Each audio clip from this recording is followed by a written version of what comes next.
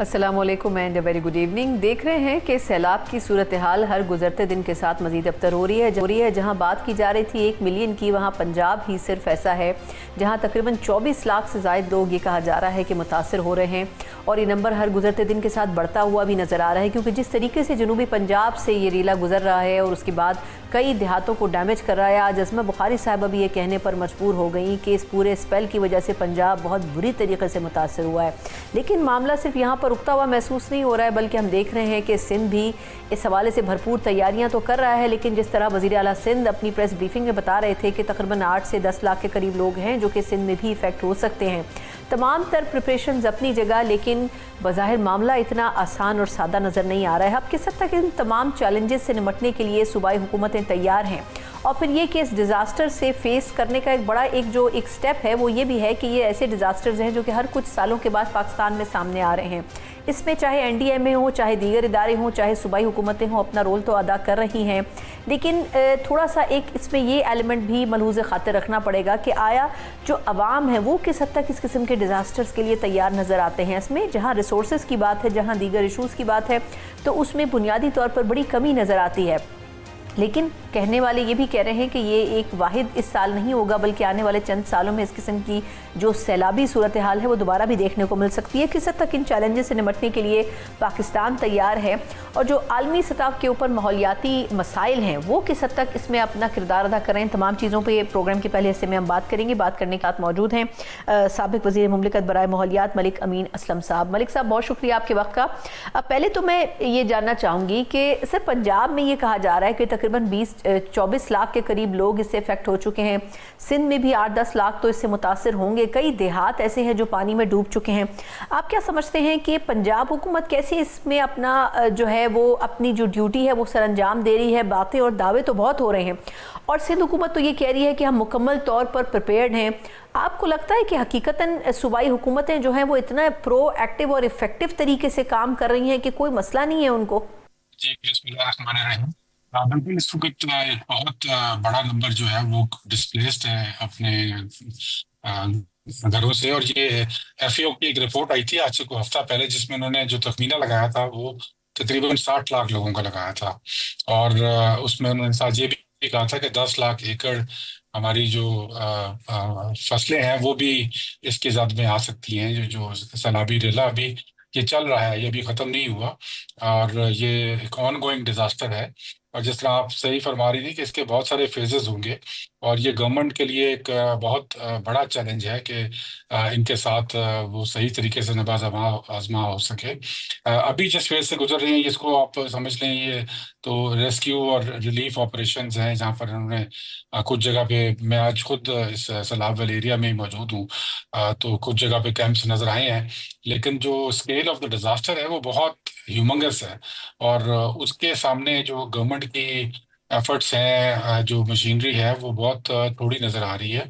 और इसका जो नेक्स्ट फेज आने वाला है अब इसके बाद, वो ना सिर्फ रिहेबिलिटेशन का होगा कि इन लोगों को दोबारा से अपनी जगहों पे आबाद किया जाए, बल्कि जो जो एक ये जो पानी का रेला है ये जगह जगह पे खड़ा भी हो रहा है।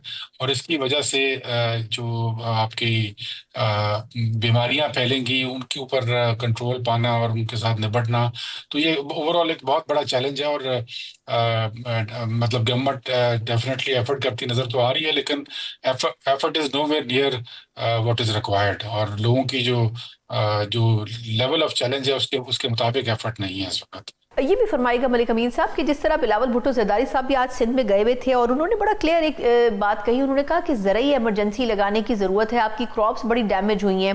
फिर उन्होंने कहा कि किसानों के जो बिल्स हैं बिजली के, उसको भी माफ़ करना चाहिए। आप क्या समझते हैं कि इस किस्म के जो इंसेंटिव्स हैं अगर वो दिए जाएं तो किस हद तक ये जो है इस चीज़ को कम किया जा सकता है? जो नुकसान इसमें आम लोगों का हो रहा है उस नुकसान को क्या कंपनसेट किया जा सकता है? बिल्कुल, ये तो देखें, सबसे बड़ा जो इफेक्ट है इस वक्त वो जो फार्मर है वही है इसमें। और जो फार्मर ऑलरेडी पाकिस्तान का जो है वो एक बिल्कुल वीक विकेट पे था ऑलरेडी, क्योंकि पीछे जो वीट का क्राइसिस आया था जिसके अंदर गवर्नमेंट ने एकदम वीट की प्राइसिंग से हाथ निकाल लिया। और उससे हुआ ये कि जो فارمر کی جو پروڈیوس تھی اور جو اس کی قیمت تھی وہی اس کو نہیں مل سکی.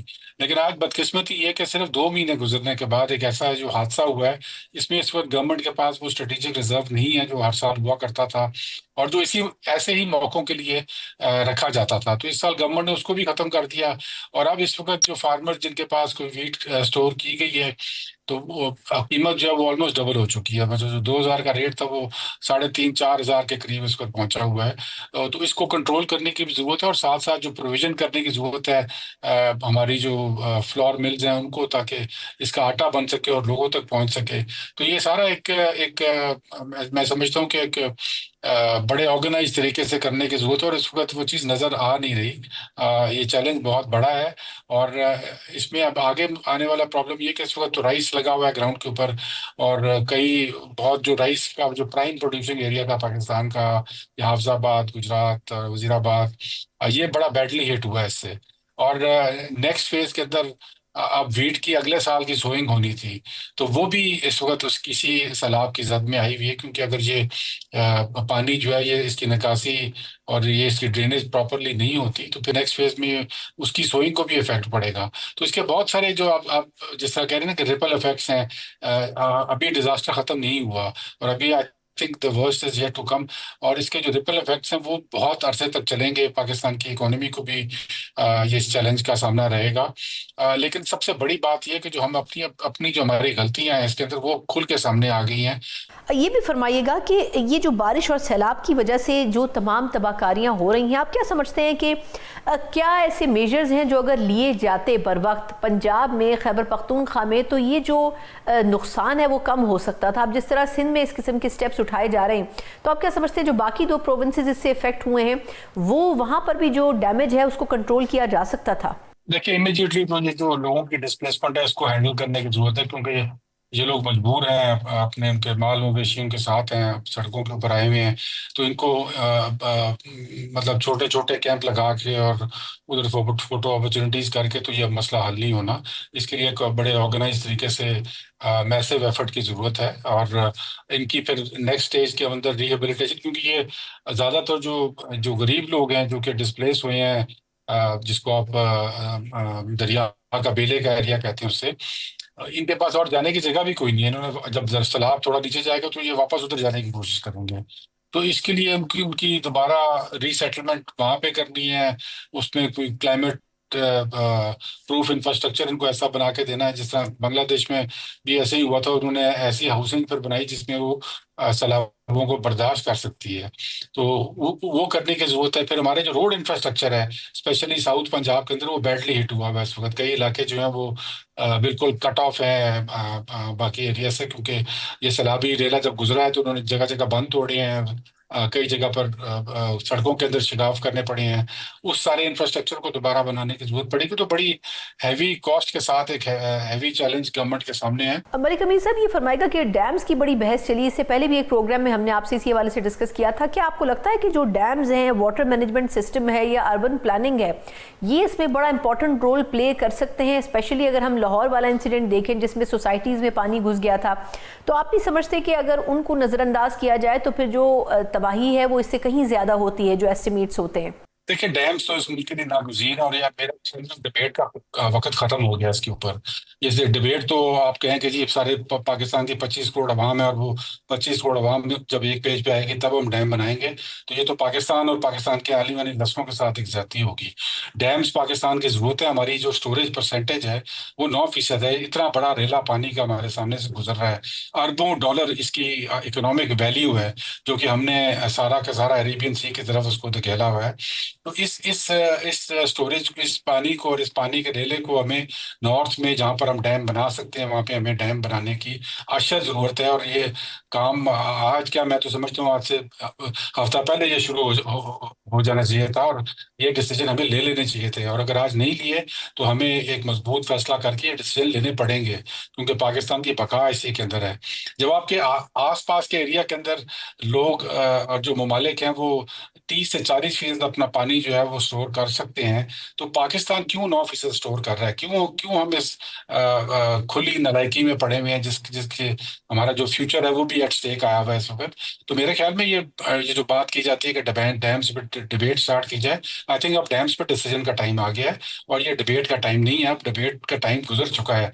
और ये हमें चाहिए कि डैम्स पे डिसीजन लें, और जहां जहां पे डैम बन सकते हैं वहां पे डैम बनाएं, ताकि इस पानी के रेले को, जो आने वाले सालों में इसकी पेशन गोई है कि ये बढ़ेगा, मजीद कम नहीं होगा, और 2050 तक इसने बढ़ते जाना है।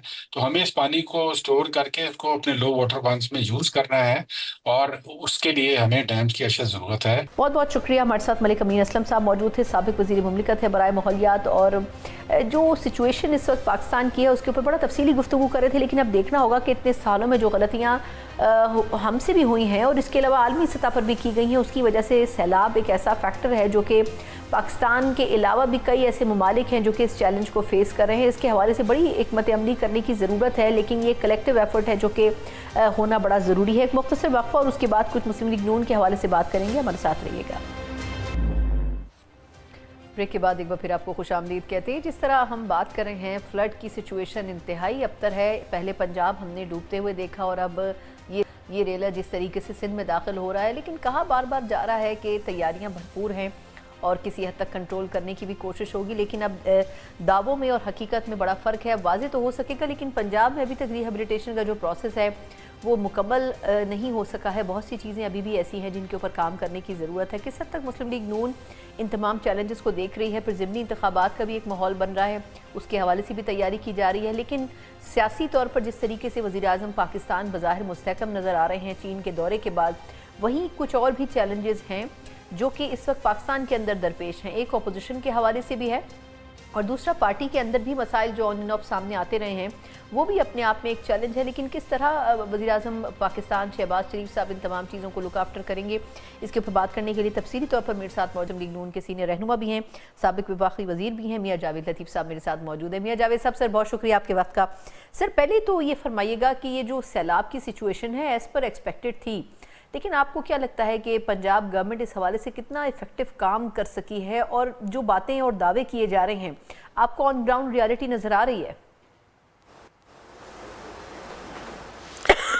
शुक्रिया। मैं दो तीन इस हवाले से सैलाब की जो तबाहकारियाँ हैं सैलाब से आई, उस पर बात इस तरह करूँगा कि देखें, दो चीज़ें पहली हैं कि कुदरती आफात जो होती हैं आगे आप किस हद तक बंद बांध सकते हैं, किस हद तक लोगों को सेव कर सकते हैं, किस हद तक अपनी अमलाक को ज़्यादा नुकसान से बचा सकते हैं, ये तो अपनी जगह हिकमत अमली होती है। मगर बदकिस्मती ये देखें कि मौसमियाती तब्दीलियों से जहाँ 10-12 के करीब ममालिक ज़्यादा मुतासर हुए हैं, उनमें भी हमारा सर फहरिस्त हमारा नाम आता है। मगर दुनिया ने जिन ममालिक को सपोर्ट किया मौसमियाती तब्दीली के हवाले से, हमें ज़ीरो सपोर्ट किया गया। जो $5 अरब का वादा भी किया गया, उसमें से कुछ हमें नहीं दिया गया, और उन 8 ममालिक को ज़्यादा सपोर्ट किया गया जो एक तबाहकारी के लिए ऑक्सीजन बनाते हैं या पैदा करते हैं, और हम उसमें भी हमारा कोई रोल नहीं है, लेकिन हमें ज़्यादा मुतासर भी होते हैं और इमदाद भी कोई नहीं। अब देखें ना कि 2022 में सैलाब आया और $30 अरब के करीब हमारा नुकसान हुआ। और इसी तरह अगर आप पाकिस्तान की तरक्की की बात करते हैं, डेवलपमेंट की बात करते हैं, तो वो मुल्क कैसे डेवलप हो सकता है या तरक्की कर सकता है जो दहशत गर्दी की नज़र $140 अरब हो जाते हैं, और 8-10 साल बाद सैलाब आ जाता है। अब फिर जो सैलाब आया है, इससे जो एक अंदाज़ा किया जा रहा है کہ 60-70 ارب ڈالر کے قریب اندیشہ ہے کہ نقصان ہوئے گا۔ اب مجھے یہ بتائیں کہ کوئی ہے دنیا میں، یا شاید مسلمان ملک ہیں ہم، اس لیے بھی جس طرح کے دہشت گردی کی وارداتیں کہیں اور ہوں تو کچھ اور تناظر میں دیکھا جاتا ہے، اور پاکستان جو فرنٹ لائن پہ کھڑا ہو کے لڑتا ہے دہشت گردی کے خلاف، اس کے لیے کچھ اور پیرامیٹر ہوتے ہیں۔ تو یہ اپنی جگہ چیزیں ہیں، اس کے باوجود جتنے وسائل ہیں پنجاب حکومت کے پاس یا وفاق کے پاس، اس کا استعمال یقیناً کوئی بھی حکومت وقت ہو وہ کرے گی ضرور، مگر جتنا بڑا نقصان ہے اتنے ہمارے پاس وسائل نہیں ہیں، یہ ایک حقیقت ہے۔ بالکل ٹھیک کہہ رہے ہیں۔ پنجاب میں کہا جا رہا ہے کہ تقریباً 20 لاکھ کے قریب لوگ جو ہیں وہ متاثر ہوئے ہیں، سندھ میں کہا جا رہا ہے کہ تقریباً 10 لاکھ ہوں گے، تو ایک بہت بڑا نمبر ہے جتنا بھی کچھ ہم کر لیں، اور خیبر پختونخوا میں ایک الگ نمبر ہے، تو یہ لگتا یہ ہے کہ ایک بڑا چیلنج تو ہوگا۔ لیکن اب اس میں تھوڑا بھارت کا بھی عمل دخل ہے نا، ان کے پاس بھی کوئی چوائس نہیں ہے، وہ بھی بار بار پانی چھوڑ رہے ہیں، اور کچھ ہم نے ماحولیاتی جو عوامل ہیں ان کو بھی ایگزیجریٹ کر دیا ہے۔ آپ کے خیال میں یہ فرمائیے گا میاں جاوید صاحب کہ پلاننگ کا کتنا فقدان ہے؟ مطلب یہ کہا جا رہا ہے کہ تھوڑا سا انٹیمیٹ کرنے کے باوجود بھی ہماری وہ تیاریاں نہیں رہی، نہ صوبوں میں رہی، نہ وفاق میں اس طریقے سے لک آفٹر کیا گیا۔ پھر کچھ ماحولیاتی مسائل کو بھی ہم نے ایسا چھیڑا کہ اس کی وجہ سے بھی اب یہ چیزیں، اب ڈیمز کا بڑا مسئلہ آج کل چل رہا ہے، وہ بھی کچھ دن پہلے کالا باغ کی بڑی ڈیبیٹ ہوئی، تو ڈیمز کی ضرورت کے اوپر بھی ایک کنسنسس موجود نہیں ہے، ہر کوئی پوائنٹ سکورنگ کر رہا ہے سیاسی طور پر۔ یہ تمام چیزیں اس میں رول پلے نہیں کر رہی کیا؟ دیکھیں ثنا، بات یہ ہے کہ ڈیم آج کا ایشو نہیں ہے، ڈیم جب سے پاکستان وجود میں آیا ہے ڈیم اس وقت سے ایشو بنا ہے اور بنتا آ رہا ہے۔ جب ہمیں ڈیم بنانے چاہیے تھے ہم نے اس وقت بھی سستی کا مظاہرہ کیا، اس کے بعد انڈیا نے ہمارے پانی پہ ڈیم بنائے، ہم آپس میں لڑتے رہے۔ تو میں یہ آج بھی بات کرتا ہوں اور کافی دنوں سے میں عرض کر رہا ہوں، اگر میری بات کسی کو کڑوی لگتی ہے وہ اپنی جگہ، مگر میں حقیقت بیان کر رہا ہوں کہ جو اپرچونٹی آپ کو انڈین جنگ سے ملی ہے پوری دنیا میں، آپ اس سے خدا کے لیے فائدہ اٹھائیں، آپ ریاست کے لیے فائدہ اٹھائیں۔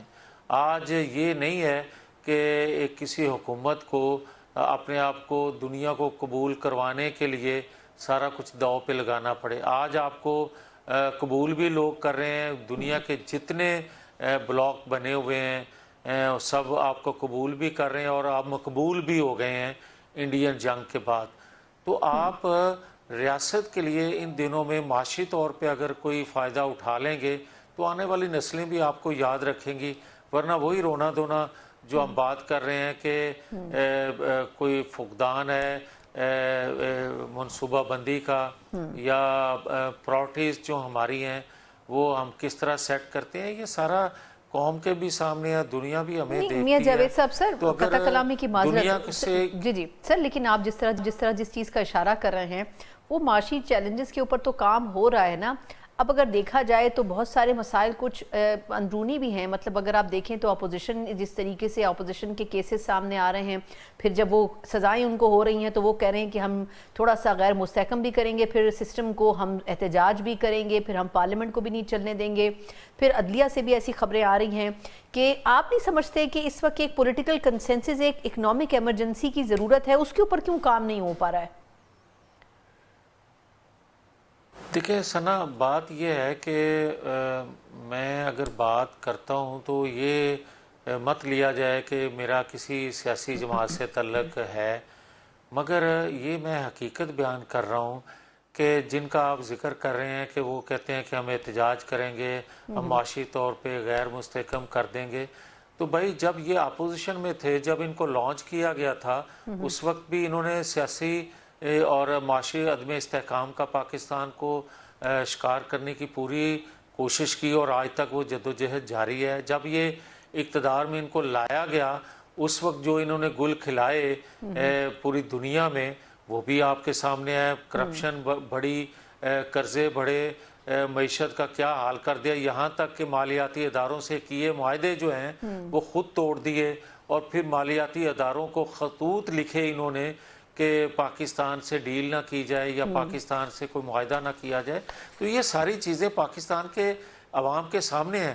جہاں تک یہ تعلق ہے کہ آپ یہ بات کر رہے ہیں کہ عدلیہ کے اندر جو کچھ ہو رہا ہے، میں سمجھتا ہوں پاکستان بھر کے جتنے ادارے ہیں بدقسمتی سے جس طرح اس میں گروپنگ کی گئی اور جس طرح ایک منصوبہ بندی سے پاکستان کو عدم استحکام کا شکار کرنے کی پوری کوششیں جاری ہیں، آج تک جاری ہیں.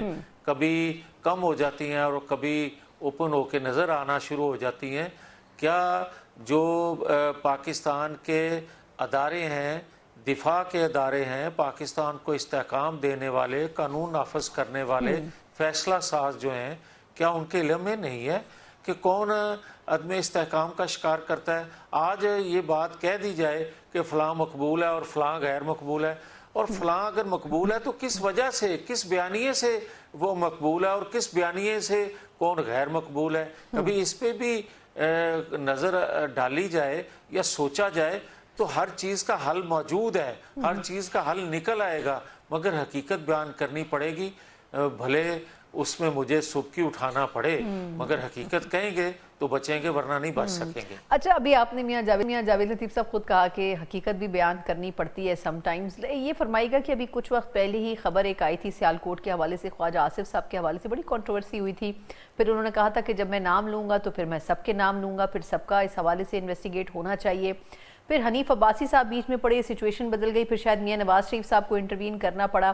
آپ کیا سمجھتے ہیں کہ سسٹم کو ٹھیک کرنے کے لیے اکراس دا بورڈ ایک ٹرانسپیرنسی ہونی ضروری ہے؟ سیاسی جماعتیں بھی اس میں بڑی رکاوٹ ہیں. اور دوسرا یہ کہ نون لیگ میں اصل جو مسائل ہیں وہ کس وجہ سے ہیں؟ میاں نواز شریف صاحب کے خاموش ہونے کی وجہ سے یا سی ایم پنجاب کے اوور ایکٹیو ہونے کی وجہ سے؟ نہیں ثنا، دیکھیں جو بات آپ نے کی ہے نا کہ ٹرانسپیرنسی جو ہے، احتساب جو ہے وہ ہر ادارے کا، ہر جماعت کا ہونا چاہیے. آپ نے یہ کہا کہ اس میں سیاسی جماعتیں جو ہیں وہ رکاوٹ ہیں یا سیاسی لوگ رکاوٹ ہیں، یہ قطعاً مناسب نہیں ہے. جتنے بھی طاقتور، جتنے بھی با اختیار لوگ ہوتے ہیں وہ رکاوٹ ہوتے ہیں، وہ سیاستدانوں میں ہوں، صحافیوں میں ہوں یا کسی اور ادارے میں کام کر رہے ہوں. بدقسمتی ہے پاکستان کی. جہاں تک خواجہ آصف صاحب کا تعلق ہے، انہوں نے بالکل صحیح نشاندہی کی، کوئی غلط نہیں انہوں نے کیا، ان کو کہنا ان کا حق ہے. جہاں تک آپ دوسرے شخص کا ذکر کر رہی ہیں تو ان کو اپنے قد کے مطابق بات کرنی چاہیے. یہ سیاست میں یا دیگر اداروں میں یہ نہیں ہوتا کہ آپ سینئر جونیئر کی تمیز بھول جائیں. کوئی ادب آداب کوئی ہونے چاہیے، کوئی رکھ رکھاؤ جماعتوں میں، اداروں میں ہوتا ہے، ہونا چاہیے، رہنا چاہیے.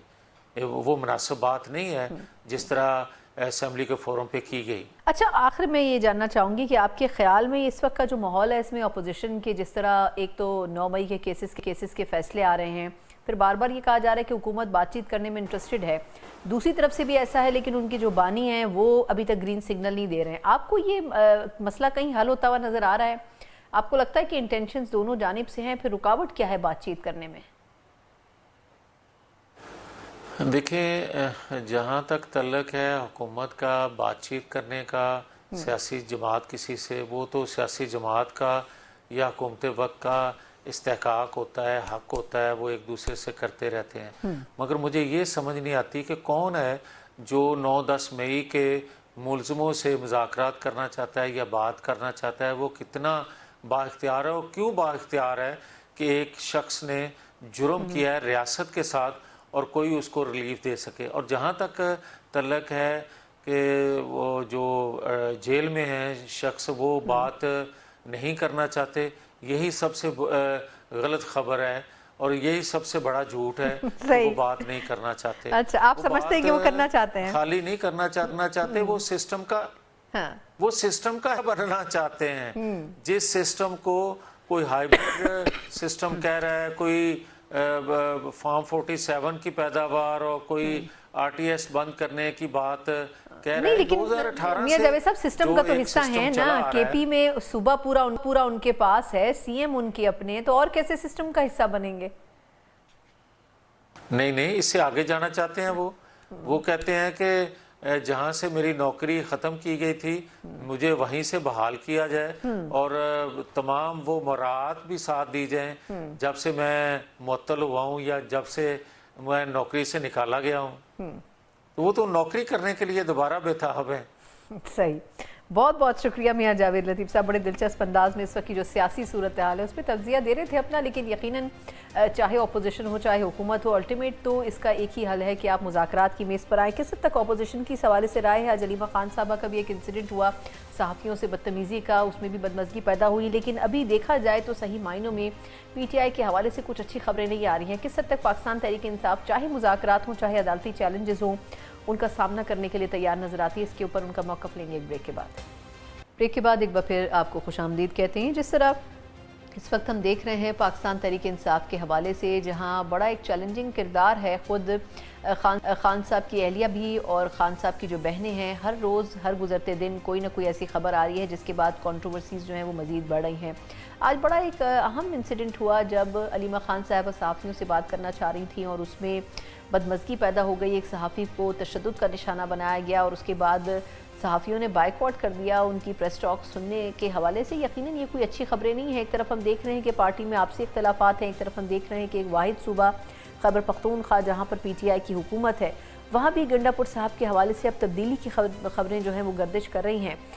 کوئی ان کے حوالے سے کوئی بہت پازیٹیو اپروچ نہیں ہے پی ٹی آئی کی جو مقامی لیڈرشپ ہے ان کے اندر, لیکن اب دیکھنا ہوگا کہ ان تمام چیزوں کو ساتھ لے کر پی ٹی آئی کیسے چلتی ہے. دوسری طرف ڈائیلاگ کی بات بار بار کی جا رہی ہے, پھر 9 مئی کے کیسز میں جو فیصلے آ رہے ہیں اس میں ہر گزرتے دن کے ساتھ جو نمبر ہے پارلیمنٹ میں اسٹرینتھ کا پی ٹی آئی کا وہ بھی کم ہو رہا ہے.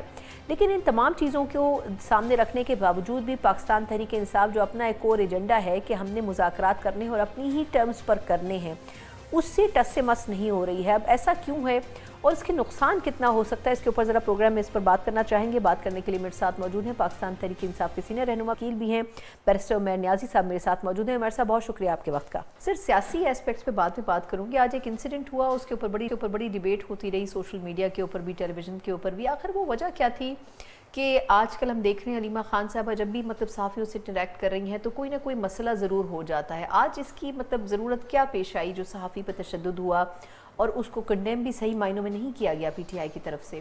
بسم اللہ الرحمن الرحیم. ٹھیک ہے, آپ نے جس طرح سے انسیڈنٹ کا حوالہ دیا, ایک انسیڈنٹ ہے جو کہ نہیں ہونا چاہیے بنیادی طور پر. جسٹیفیکیشن دینے کو میں آپ کے سامنے 100 جسٹیفیکیشن بنا لوں, مگر ٹھیک ہے ایک آزادی یہ صحافت ہے, اس کو پی ٹی آئی کو ایز اے جماعت رسپیکٹ کرنا چاہیے. مگر ساتھ ساتھ دیکھیں ایک بیلنسنگ ایکٹ ادر سائڈ سے بھی ہونا چاہیے تھا. چلے نہیں تھا, ایک بندہ ہے ابرپٹلی آپ کی پریس کانفرنس میں انٹرفیئر کر رہا ہے, بار بار کر رہا ہے, اور لفظوں کا چناؤ بھی مناسب نہیں تھا. مگر میں سمجھتا ہوں کہ زیادہ بہتر کیا ہے کہ آپ آڈینس کو جج بننے دیں. آڈینس خود احتساب کرتے ہیں, لوگوں کے رویوں کا بھی کرتے ہیں, سیاسی جماعتوں کا بھی کرتے ہیں. اور دیکھیں پی ٹی آئی جو جنگ لڑ رہی ہے وہ ملٹی فولڈ لڑائی ہے, کچھ چھوٹی لڑائی نہیں ہے. جو ڈیوٹی علیمہ خان کر رہی ہیں شاید ایسی ڈیوٹی کوئی اور نہیں کر سکتا, اور اسی وجہ سے ان کی مشکلات میں اضافہ ہو رہا ہے. کہ دیکھیں آپ کی پرسنل لائف پہ کرٹیسزم ہوتا ہے, آپ برداشت کر لیتے ہیں. آپ پہ فزیکلی اسالٹ ہوا, پچھلی آپ نے پیشی دیکھا کہ دیکھیں کہ ایک عورت ذات ہے,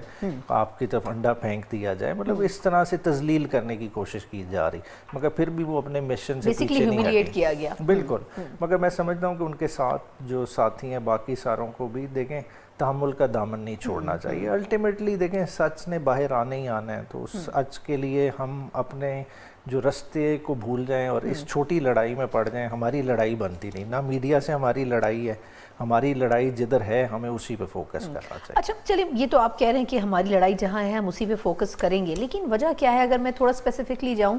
آج کل سوشل میڈیا کے اوپر گنڈا پور صاحب کے اوپر بہت کرٹیسزم ہو رہا ہے. اس کی کیا وجہ ہے؟ پارٹی میں اس میں کوئی دو رائے نہیں ہے کہ ہر شخص کو ہر کوئی پسند نہیں کرتا, لیکن گنڈا پور صاحب کے حوالے سے کیوں اسپیکولیٹ کیا جا رہا ہے پارٹی میں ان کی پرفارمنس کے اوپر؟ حالانکہ فلڈ میں بڑا وہ ایکٹیولی کام کرتے رہے. آپ کیا سمجھتے ہیں کہ گروپ بندی ہر جماعت میں ہوتی ہے, لیکن پی ٹی آئی میں کیونکہ مین لیڈرشپ جیل میں ہے اس وجہ سے زیادہ مسائل ہیں؟ نہیں اس کی وجہ سے بھی مسائل ہونے. اب تھوڑا سا ایک اور ہے کہ جی ہمیں ساروں کو ایکسپیکٹیشن ہے جلدی ریزلٹس کی. ہر کوئی چاہتا ہے کہ جو عمران خان کی انسٹرکشنز آ رہی ہیں وہ من فوراً امپلیمنٹ ہوئے. لیکن عمران خان نے ایک ہفتہ پہلے انسٹرکشن دی نا کہ آپ نے پشاور میں جلسہ کرنا ہے. تو آپ دیکھیں کل میرے خیال سے علی امین نے اپنا باقاعدہ آڈیو میسیج ویڈیو میسیج جاری کیا کہ جی آپ جلسے کی تیاری بھرپور کریں, ہم ڈیٹ کا اعلان کریں گے. اب وہ تھوڑی سی تاخیر ہوئی تو لوگ اس کا کچھ اور انٹرپریٹیشن لے لیتے ہیں. پھر آج جس طرح سے علیمہ خان صاحب آئیں تو دوبارہ سے پھر ان کے حوالے سے میسیج تھا, اور میسیج تھا وہی دہشت گردی اور آپریشن کے حوالے سے. اب یہ سارے بڑے سینسٹیو ٹاپکس ہیں. ایز اے سی ایم ان کی بڑی ایک ڈیلیکیٹ ڈیوٹی ہے. بندہ ایپیکس میں بیٹھ رہا ہے, ایپیکس میں ایک اور ویزیبلٹی ہے. تو میں اس میں سمجھتا ہوں کہ اگر انہوں نے اپنی پوزیشن کو زیادہ بہتر طریقے سے ہینڈل کرنا ہے تو اس کے لیے ضروری یہ ہے کہ ان کا عمران خان سے فریکوینٹلی ملنا. دیکھیں سی ایم ہے وہ پروونس کے, انہیں کوئی نہیں ملنے سے روک سکتا. انہیں اپنا پورا اثر رسوخ استعمال کرنا چاہیے. دیکھیں جب انڈائریکٹ طریقے سے میسج جائیں گے تو ایک آلریڈی سی ایم کی پوزیشن انڈرمائن ہوگی. تو بہتر ہوگا کہ سی ایم خود جائے, اپنے لیے انسٹرکشنز لے اور خان صاحب کو تمام معاملات میں ویزیبلٹی میں رکھیں. اچھا, یہ 2-3 بڑے important decisions P T I نے بھی ریسنٹلی لیے, جس طرح قائمہ کمیٹیوں سے استعفوں کا فیصلہ خان صاحب کا تھا. پھر ضمنی الیکشن کے اوپر بڑا کنفیوژن رہا, لیکن اس پہ غالباً ہم نے پہلے بھی آپ سے ایک دفعہ پروگرام میں بات کی تھی.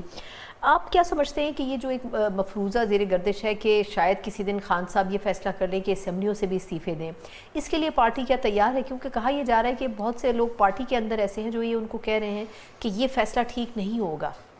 اچھا دیکھیں, پارٹی میں بالکل ایک ہیلدی ڈبیٹ ہوتی ہے, اور یہ نہیں ہوتا کہ ڈکٹیٹرشپ ہے کہ خان صاحب نے اگر ایک خیال کا اظہار کیا ہے تو پارٹی اس پہ فوراً بالکل چپ ہو جائے. ضمنی الیکشن اس کی مثال ہے, اس پہ ڈبیٹ ہوتی رہی. مگر جب خان صاحب نے ان کو وہی چیز سمجھائی کہ دیکھیں کہ میں یہ اپنی ذات کے لیے یا اس کے لیے نہیں کر رہا, میں ان لوگوں کے لیے کر رہا ہوں کہ جن سے یہ سیٹیں چھینی گئی ہیں, کہ 9 مئی کی آڑ میں leader of the opposition senate, leader of the opposition national assembly, leader of the opposition Punjab assembly کو گھر بھیج دیا. یہ کوئی چھوٹی بات نہیں ہے. اب ان کی جگہ پی ٹی آئی کسی ورکر کو بھی کھڑا کر کے جتا سکتی تھی. اگر نہ جیتاتی تو فارم 47 چلو ہو جاتا, مگر کنٹیسٹ میں ہوتی, ایک اچھا کنٹیسٹ کر سکتے. مگر بات ہے کہ ان لوگوں کی قربانیاں کدھر جاتی.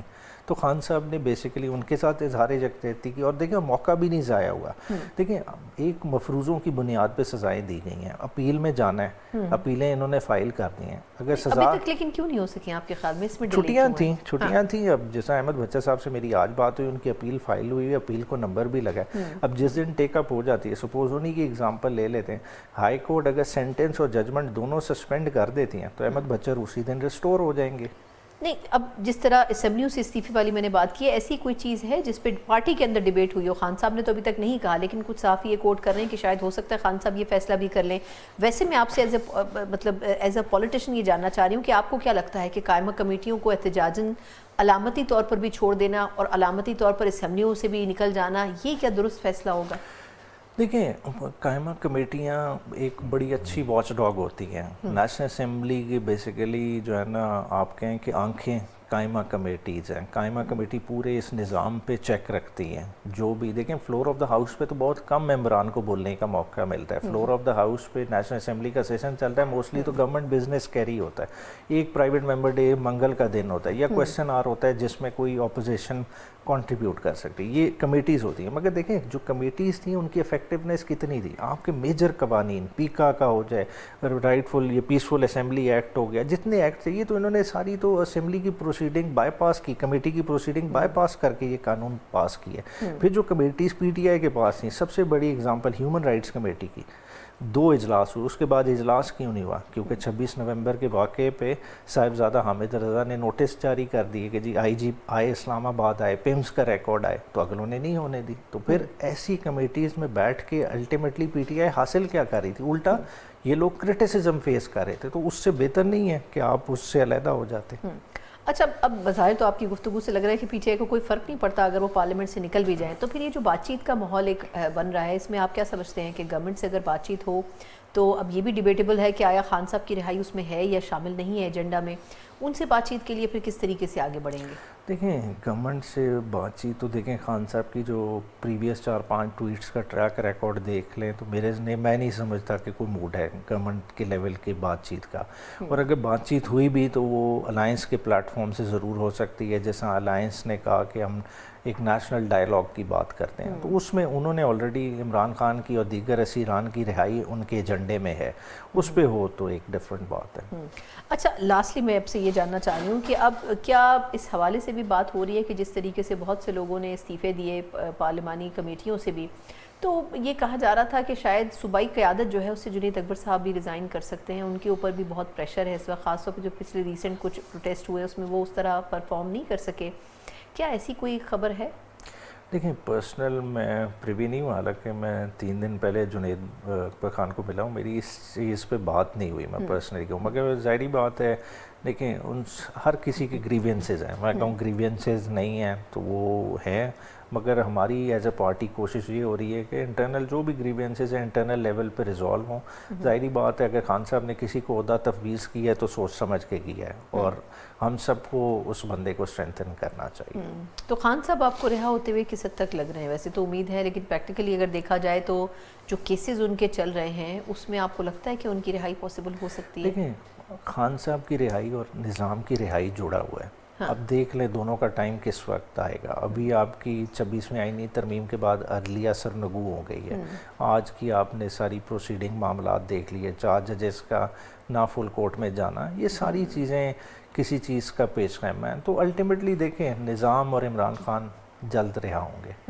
نہیں, آپ کو سسٹم میں چلتے ہوئے نظر آ رہے ہیں خان صاحب؟ دیکھیں سسٹم آپ کا ورکیبل ہی نہیں ہے. دیکھیں یہ ایک سسٹم عام عوام کے لیے نہیں بنا, آپ خود اس کا فیئر انالیسس کر لیں. عمران خان تو 3 سال سے زائد سے اس سسٹم سے باہر ہے نا, تو جو 3 سال کے بعد اربوں ڈالر کے قرضے لیے گئے ہیں وہ کس کے لیے لیے گئے ہیں؟ کیا وہ عوام کی بہتری کے لیے استعمال ہوئے ہیں یا اس نظام کو فردر اسٹرینتھن کرنے کے لیے استعمال ہوئے ہیں؟ اس کا فیصلہ آپ عوام پہ چھوڑ دیں, آپ کو پتہ چلیں عوام پہ چھوڑ دیتے ہیں ویسے, لیکن ضمنی الیکشن میں آپ حصہ لیتے تو عوام کا رسپانس بھی پتہ چلتا. بہت بہت شکریہ بیرسٹر عمیر نیاز ساتھ موجود ہے, پاکستان تحریک انصاف کے سینئر رہنما. ایکسپیکٹیشنز تو پی ٹی آئی کی یہی ہیں کہ بہت کچھ بہتر ہوگا, لیکن اب کتنے عرصے میں ہوگا, اس میں کتنا وقت لگ سکتا ہے, یہ ابھی کہنا قبل از وقت ہوگا. لیکن یہ ضرور ہے کہ اپوزیشن چاہے ایک وقت میں مشکل فیز سے گزر رہی ہو, لیکن کہیں نہ کہیں حکومت کو اور اپوزیشن کو ایک ساتھ بیٹھنا بڑا ضروری ہوگا. اسی نوٹ کے ساتھ پروگرام کا وقت ختم ہوتا ہے. مجھے اجازت دیجیے, اللہ حافظ.